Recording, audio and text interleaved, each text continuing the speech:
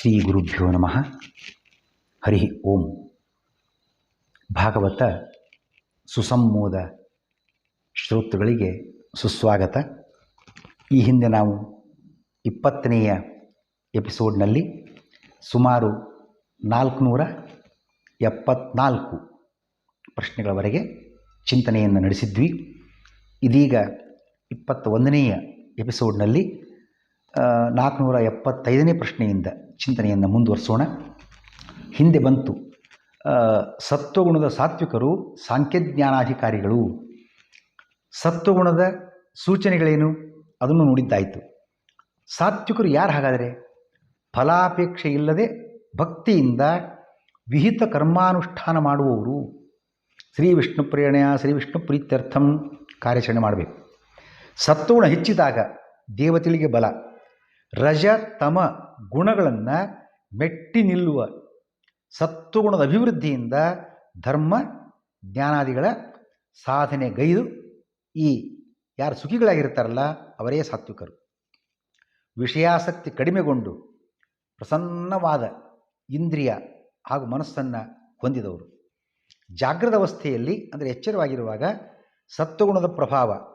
ಹಾಗಾಗಿ ಶಾಸ್ತ್ರೋಕ್ತ ತತ್ವಜ್ಞಾನ, ಹರಿಸೇವಾ ಶ್ರದ್ಧೆ, ಸಜ್ಜನ ಸಂಘ, ಆರೋಗ್ಯಕರ ಆಹಾರವನ್ನು ಇವೆಲ್ಲವನ್ನು ಮೈಗೂಡಿಸಿಕೊಂಡವರು ಉತ್ತಮ ಲೋಕಪ್ರಾಪ್ತಿಗೆ ಅರ್ಹರಾಗಿದ್ದಾರೆ.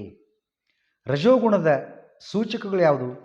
ಕಾಮ, ವಿಷಯಾಸಕ್ತಿ, ಈಹ ನಿಷಿದ್ಧವಾದ್ದನ್ನೇ ಬಯಸೋದು. ಮದ, ತೃಷ್ಣ, ತೃಪ್ತಿನೇ ಇಲ್ಲ, ಇನ್ನಷ್ಟು ಬೇಕು ಇನ್ನಷ್ಟು ಬೇಕು. ಸ್ತಂಭ, ಅವಿನಯ, ಆಶೀಹಿ, ಧನಾದಿ ಮೋಹ, ಭಿದ, ಒಬ್ಬರನ್ನೊಬ್ಬರ ಬೇರ್ಪಡಿಸುವುದು, ಜೊತೆಗಿದ್ದವರನ್ನು ಅಗಲಿಸುವುದು. ದುಃಖ, ಮಹೋತ್ಸಾಹ ಅಂದರೆ ಅತಿಯಾದ ಭೋಗಾಸಕ್ತಿ. ಯಶ, ಬೇಕಾದಾಗಲೇ ಕೀರ್ತಿ ಸಂಪಾದನೆಗೆ, ಹೆಸರು ಪ್ರಸಿದ್ಧಿಗೆ ಪ್ರಯತ್ನಿಸುವುದು. ಪ್ರೀತಿ, ವಿಷಯ ಸುಖವೇ ಸುಖವೆಂದು ಭಾವಿಸುವುದು. ಧಾರ್ಷ್ಟ್ಯ, ಅಶಕ್ಯವಾದರಲ್ಲಿ ಪ್ರವೃತ್ತಿ, ಹುಂಬುತನ ಅಂತ ಅರ್ಥ. ವೀರ್ಯ, ದುಸ್ಸಾಹಸ. ಬಲ, ದುರ್ಬಲರಲ್ಲಿ ಬಲಪ್ರಯೋಗ. ಉದ್ಯಮ, ವ್ಯರ್ಥ ಪ್ರಯತ್ನ, ಅದಾಗೋದೆಲ್ಲ ಗೊತ್ತಿರ್ತದೆ, ಸುಮ್ಮನೆ ಹೋರಾಟ ಹಾರಾಟ. ಇವೆಲ್ಲ ರಜೋಗುಣದ ಸೂಚಕಗಳು. ರಾಜಸರು ಯಾರು? ಹಣದಾಸೆಗೆ ಪೂಜಾದಿಗಳು, ಕಾಮ್ಯಕರ್ಮ ನಡೆಸ್ತಕ್ಕಂಥವ್ರು, ಕೀರ್ತಿ ಧನಾದಿಗಳ ಬೆನ್ನು ಹತ್ತಿದವರು, ಚಂಚಲ ಮನಸ್ಸು, ಚಪಲ ಪ್ರವೃತ್ತಿಗಳಿಂದ ಅತಿಯಾಗಿ ದುಃಖಿತರು. ಅಜ್ಞಾನ, ಅತಿಯಾದ ವಿಷಯಾಸಕ್ತಿಗಳ ಸೆಳೆತಕ್ಕೆ ಒಳಗಾಗಿ ಶಾಸ್ತ್ರ ವಿರೋಧಿ ಕರ್ಮಾಚರಣೆ ಮಾಡಿ ನೆಮ್ಮದಿಯನ್ನು ಕಳೆದುಕೊಳ್ಳುವ ಹೀನ ಸ್ಥಿತಿ ಈ ರಾಜಸರದ್ದು. ಸ್ವಪ್ನಾವಸ್ಥೆಯಲ್ಲಿ ರಜೋವೃದ್ಧಿ. ಹಾಗಾಗಿ ಕೇವಲ ಯಾಗಾಧಿಕಾರಿಗಳ ಜ್ಞಾನ ಅಷ್ಟೇ, ತತ್ವಜ್ಞಾನದ ಬಗ್ಗೆ ಚಿಂತನೆ ಇಲ್ಲವಲ್ಲ ಅವರಿಗೆ. ಇದೇ ಯಾಗಾಧಿಕಾರಿಗಳನ್ನು ನಡೆಸ್ತಕ್ಕಂಥದ್ದು, ಅದರ ಬಗ್ಗೆನೇ ಶ್ರದ್ಧೆ, ಅದರ ಬಗ್ಗೆ ಅನುಷ್ಠಾನ. ವಿಷಯ ಭೋಗ ಸುಖ, ಗ್ರಾಮದಲ್ಲಿ ವಾಸ, ಕೇವಲ ನಾಲಿಗೆಗೆ ರುಚಿ ಅನ್ನಿಸ್ತಕ್ಕಂಥ ಆಹಾರಗಳನ್ನು ಹೊಂದಿರತಕ್ಕಂಥವ್ರು. ನಾಲಿಗೆ ರುಚಿಯಾರ ಸಾಕು, ಅದು ಪರಿಣಾಮ ಏನೇ ಇದ್ಕೊಳ್ಳಿ. ಸ್ವರ್ಗ, ಭೂಮಿ, ನರಕ ಲೋಕಪ್ರಾಪ್ತಿಗೆ ಇವರು ಅವರವರ ಕರ್ಮಾನುಸಾರವಾಗಿ ಅರ್ಹರಾಗಿದ್ದಾರೆ. ಇನ್ನು ತಮೋಗುಣದ ಸೂಚಕ ಯಾವುದು ಅಂತ ನೋಡೋದಾಗಿದ್ದರೆ ಅತಿಯಾದ ಕೋಪ, ಲೋಭ, ಸುಳ್ಳು, ಜಗಳ, ಮೋಸ, ದಂಭಾಚಾರ. ಯಾವುದು ಸಣ್ಣ ಪುಟ್ಟ ಲೋಪ ದೋಷ ತಪ್ಪನ್ನು ಮಾಡಿದವರಿಗೆ ಕ್ಷಮೆ ನೀಡದೇ ಇರತಕ್ಕಂಥದ್ದು.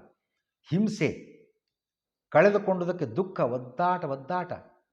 ಅಜ್ಞಾನ, ಆರ್ತಿ ಅಂದರೆ ರೋಗಾದಿ ಪೀಡೆ, ಅತೀ ನಿದ್ದೆ, ಕೆಟ್ಟ ವಿಷಯಗಳ ಬಯಕೆ, ಅವಿಶ್ವಾಸ ಕಾರಣಕ್ಕಾಗಿ ಇತರರಿಂದ ಭಯ.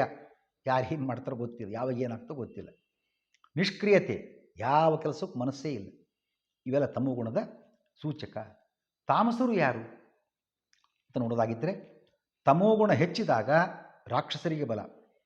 ತಮೋಗುಣವು ಪ್ರಬಲವಾದಾಗ ಪರಪೀಡೆಗಾಗಿಯೇ ಪೂಜಾದಿಗಳು. ಪೂಜಾದಿ ಮಾಡತಕ್ಕಂಥ ಪರಪೀಡೆಗೇನೆ, ಯಾವುದೋ ಒಂದು ದುಷ್ಟ ಮಂತ್ರ ತಂತ್ರ ವಿಧಾನಗಳಿಂದ. ಅತಿಯಾದ ಶೋಕ, ಮೋಹ, ನಿದ್ದೆ, ದುರಾಸೆಗಳಲ್ಲಿ ಮುಳುಗಿರತಕ್ಕಂಥವ್ರು. ಅಜ್ಞಾನ ವಿಷಾದಗಳಿಂದ ಮನೋದೌರ್ಬಲ್ಯಕ್ಕೆ ಬಲಿಯಾಗಿ ಏಕಾಗ್ರತೆ ತಪ್ಪಿ ಹೋಗ್ತದೆ, ವಿಚಾರ ಶೂನ್ಯರಾಗಿ ಬಿಡುತ್ತಾರೆ. ನಿದ್ದೆಯಲ್ಲಿ ತಮೋಗುಣದ ಪ್ರಭಾವ ಹೆಚ್ಚು. ಹಾಗಾಗಿ ವಿಹಿತ ಕರ್ಮ ಭ್ರಷ್ಟತೆ, ಬರೀ ನಿದ್ದೆಯಲ್ಲಿ ಕಾಲ ಕಳೆಬಿಡ್ತಾರೆ. ಮದ್ಯಾದಿ ಅಮಲಿನಲ್ಲಿ ಸತಿ ಸುತಾದಿಗಳ ಮುಂದೆ ಅಯ್ಯೋ ರಾಮ ಅಂತ ಬೇಡ್ಕೊಳ್ಳೋದು ದೈನ್ಯತೆ, ಅಧರ್ಮನಿಷ್ಠೆ ಆಚರಣೆಗಳಿರ್ತಕ್ಕಂಥವರೇ ತಾಮಸರು. ದುರ್ವ್ಯಸನಿಗಳ ಸ್ಥಳವಾಸ ಇವರು ಇರ್ತಕ್ಕಂಥದ್ದು. ದುರ್ವ್ಯಸನಿಗಳು ಎಲ್ಲಿರ್ತಾರೆ? ಮದ್ಯಪಾನಾದಿ ಸ್ತ್ರೀ ಸಂಘ ಮಾಡತಕ್ಕಂಥವರೆಲ್ಲ ಅಲ್ಲಿ ಇವರು ವಾಸ್ತವ್ಯ. ನಾಲಿಗೆಗೂ ನೋಯಿಸುವ, ಅದಕ್ಕೂ ನೋವಾಗ್ತಿರ್ತದೆ, ಆದರೂ ತಿನ್ನೋದೇ ಆಹಾರಗಳಿರ್ತಕ್ಕಂಥ ಇವರಿಗೆ ನರಕ ಹಾಗೂ ಅಂಧಂತಮಸ್ಸು ಪ್ರಾಪ್ತಿಯಾಗ್ತದೆ. ನಿರ್ಗುಣ ಅಂದರೆ ಸತ್ವಾದಿ ಗುಣರಹಿತವಾಗಿರ್ತಕ್ಕಂಥ ಮೋಕ್ಷ ಪ್ರಾಪ್ತಿ ಯಾರಿಗೆ? ಸಚ್ಚಾಸ್ತ್ರ ಜ್ಞಾನ ಸಂಪಾದನೆ ಮಾಡಿದವರು ಸತ್ವಾದಿ ಗುಣರಹಿತರಾದಾಗ ಆ ಮೋಕ್ಷ ಪ್ರಾಪ್ತಿ ಆಗತಕ್ಕಂಥದ್ದು. ನಿಷ್ಕಾಮ ಕರ್ಮಾಚರಣೆ ಅಪರೋಕ್ಷ ಜ್ಞಾನಿಗಳು ನಿರ್ಗುಣವಾದಾಗ, ಅಂದರೆ ಗುಣರಹಿತನಾಗಬೇಕು, ಸತ್ವಗುಣ ಪ್ರಭಾವ ಕಡಿಮೆ ಮಾಡ್ಕೊಳ್ಬೇಕು ಅಂತ ಅನ್ನೋ ಅರ್ಥ.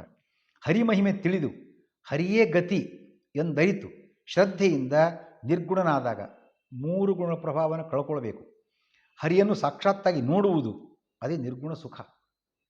ಸಾಧಕನಿಗೆ ಮುಕ್ತಿಯ ಪ್ರಾಪ್ತಿ ಆಗುವುದು ಹೇಗೆ?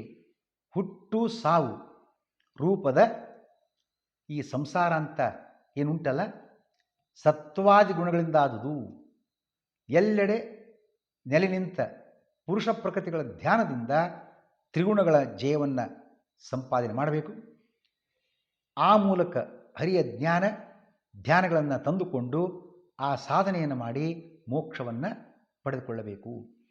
ಸತ್ವಾದಿ ಗುಣವು ಮೋಕ್ಷ ಕಾರಣ ಅಲ್ವೇ? ಹೌದು, ಸತ್ವಗುಣವು ಮೋಕ್ಷ ಕಾರಣವಾಗಿದೆ. ಹಾಗಾಗಿ ನಿರ್ಗುಣದಿಂದ ಮೋಕ್ಷ ಅಂತ ಹೇಳಿದಿರಿ, ಸತ್ವಗುಣದಿಂದ ಮೋಕ್ಷ ಅಂತ ಹೇಳೋದಾಗಿದ್ದರೆ ಪ್ರತ್ಯೇಕ ಹೇಳಿದ ಉದ್ದೇಶ ಏನು? ಬ್ರಾಹ್ಮ ಪುರಾಣ ಸತ್ವಾತ್ ಅನ್ನುವ ಮಾತು ಉತ್ತರ ಕೊಟ್ಟಿದೆ.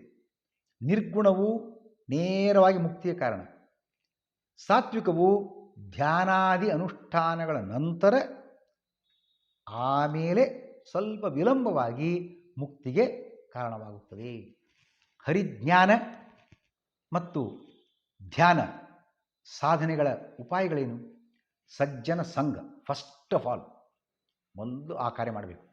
ದುಷ್ಟರ ಪರಿತ್ಯಾಗ, ಇವು ಜ್ಞಾನ ಸಾಧನದ ಉಪಾಯಗಳು. ದುಷ್ಟ ಪರಿತ್ಯಾಗ ಯಾಕೆ? ಶಿಷ್ಣ ಉದರ ತೃಪ್ತಿಯೇ ಇಂತಹ ವಿಷಯ ಸುಖದಲ್ಲಿಯೇ ಮುಳುಗಿದವರು ದುರ್ಜನರು.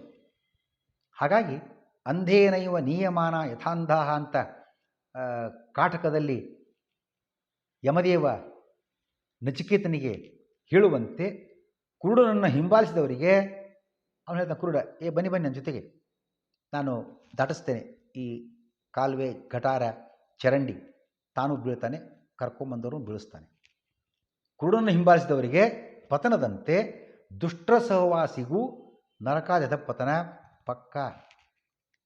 ಈ ಎಲ್ಲ ವಿಷಯ ಪದಾರ್ಥಗಳಲ್ಲಿ ಯಾವುದೋ ತಿಂತೇವೆ, ಚಹಾ ಪಾನ ಇರ್ಬೋದು, ಧೂಮಪಾನ ಇರ್ಬೋದು, ಮದ್ಯಪಾನ ಇರ್ಬೋದು, ಮತ್ತೇನೋ ವಿಷಯ ಪದಾರ್ಥ ಸೇವನೆ, ಎಲ್ಲ ವಿಷಯ ಪದಾರ್ಥಗಳಲ್ಲಿ ಹೆಚ್ಚು ಬಾಧಕ ಬಂಧಕ ವಿಷಯದ ಆಸೆ ಯಾವುದು?